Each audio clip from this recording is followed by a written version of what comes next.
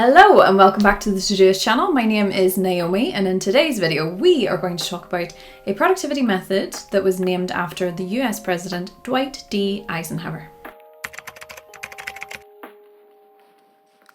Known as a productive leader, Eisenhower understood the fundamental difference between what is urgent and what is important. In a 1954 speech, Eisenhower shared the following quote: "I have two kinds of problems, the urgent and the important.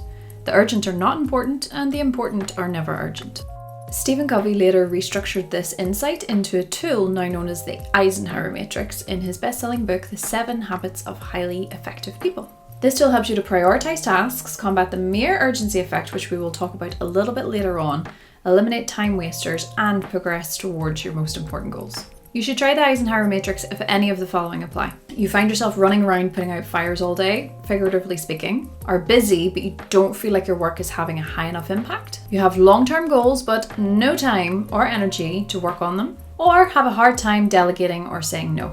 So why are we bad at prioritization? Well, a study in the Journal of Consumer Research found that we actually place a lot more importance on tasks that are time sensitive than the ones that offer us greater rewards. This psychological quirk is known as the mere urgency effect. And interestingly, the effect is more prominent in people who identify as busy. But there is hope, because the very same study found that the mere urgency effect can actually be reversed if we focus on the consequences of our decisions. And this is where the Eisenhower Matrix comes in. The Eisenhower Matrix is, you guessed it, a matrix that is for task prioritization and is comprised of 4 quadrants. The labels of these quadrants are not important, important, urgent, and not urgent.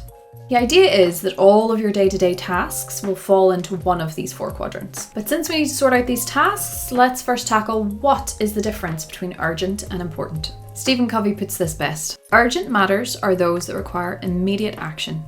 These are the visible issues that pop up and demand your attention now. Urgent tasks are unavoidable, but spending too much time putting out fires can produce a great deal of stress and could result in burnout. Important matters, on the other hand, are those that contribute to long-term goals and life values. These items require planning and thoughtful action. When you focus on important matters, you manage your time, energy, and attention rather than mindlessly expending these resources. Now let's take a closer look at these quadrants. Urgent and important tasks demand that you take action quickly. These items often have deadlines and consequences and sometimes can require a crisis mode. For example, if you need to cover an important project for a colleague while they're out sick, or maybe you're driving on the highway and you start to experience some car trouble, or less seriously, to some people, a client comes to you with a pressing problem. Quadrant 1 tasks are inevitable for everybody. However, spending too much time on Quadrant 1 tasks can lead to feelings of stress, anxiety, burnout, a feeling like you don't have any control over your days whatsoever, and that is going to very quickly rob you of energy and passion for your work. Not urgent but important tasks are the ones that are going to help you achieve your long-term goals. Now, it's quite difficult to prioritize them sometimes because they might not have a deadline or even a due date. However, these are the tasks that are going to give you most satisfaction in the work that you do. Some examples of this could be planning for and working towards long and short-term projects. It could be routine healthcare, regular chores in your house, it could be learning a new skill, or just simply keeping up with research in your field. Quadrant 2 is the sweet spot for time management. This is the place where you're not focused on problems like in Quadrant 1, but you're actually more focused on opportunities and growth. Quadrant 2 is where you're going to find most of your deep work. And bonus points for Quadrant 2, if you focus there consistently, you're actually less likely to have tasks pop up as problems in your Quadrant 1.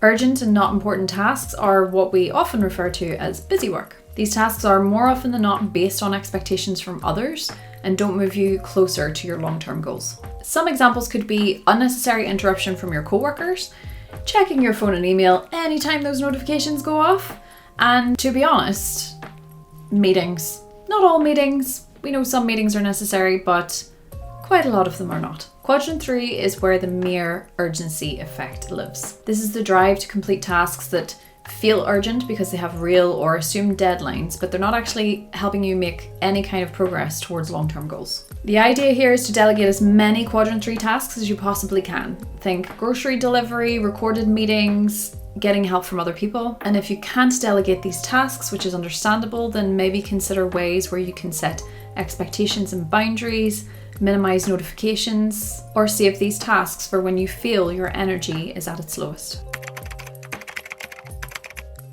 Quadrant 4 is the quadrant of excess and immediate gratification, which, although it's going to feel pretty good at the time, ultimately won't lead to any feelings of fulfillment. Some examples of this might be mindlessly refreshing and scrolling through your social media. It could be avoidance techniques such as sorting through your emails without actually answering any of them, or it could be things such as excessive online shopping or online browsing. Guilty of every single one of those. Listen, we all need leisure time and we all need downtime, and some of those things do feel like downtime. However, if you're not intentional with them and you don't set clear boundaries, you can actually find yourself being drained of your energy and your passion for other things that you need to do in your life. So if you'd like to give the Eisenhower Matrix a go in Todoist, there are a couple of ways that you can implement this. First is using labels and filters, and secondly by using our priority flag system. The latter is the way that I like to do it, but I'm going to leave an article in the description box below that is going to go into a lot of depth on how you can implement this in your Todoist. And that's everything you need to know about the Eisenhower Matrix. If you found this video helpful, then please leave us a comment or give us a thumbs up, because it always means so much when you do, and maybe even consider subscribing. Thank you so much for watching, and I'll see you in the next video. Bye! Put on my best newsreader voice. Well, it is blowing a gale here in Bonnie, Scotland. Yeah, this is recording. Okay. Nearly got it. How's that frame? Not good. Relax, you got this. Eisenhower?